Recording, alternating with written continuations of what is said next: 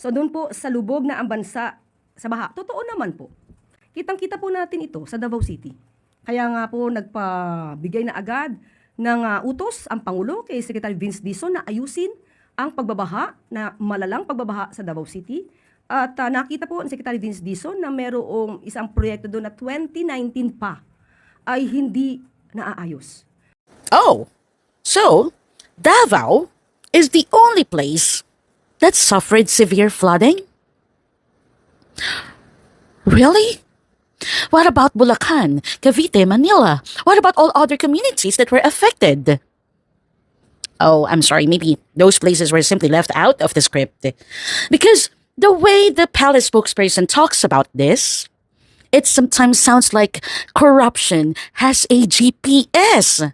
And apparently, the destination is always Davao. Correct. Seriously, does corruption suddenly stop at the provincial border? If there are ghost flood control projects in Davao, investigate them by all means.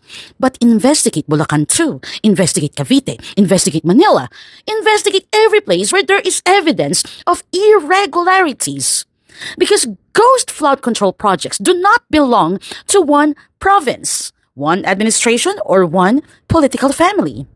And this is exactly why sometimes my tone sounds like I'm defending one side. I'm not defending corruption. I'm criticizing selective accountability. If you constantly point at the previous administration while conveniently avoiding questions about the current administration, people are going to notice. You cannot keep saying, look what the previous administration did. Okay, we heard you. Now, what are you doing? Because you are the government now.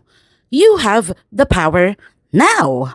You control the agencies now.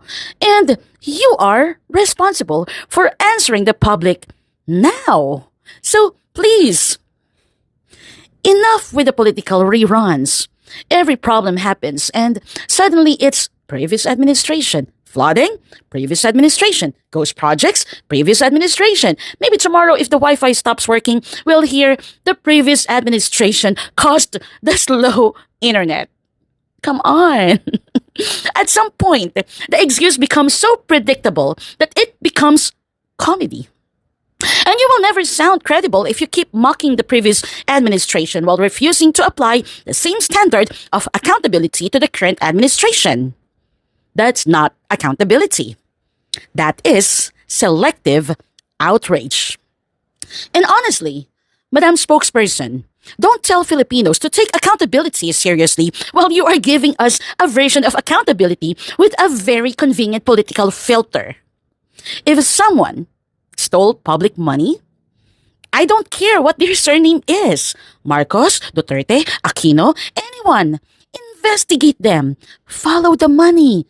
Check the contracts. Check the projects. Check the contractors. And if someone is guilty, hold them accountable. That's it. No political loyalty. No family loyalty. No selective outrage. Because flooding doesn't care which political family you support.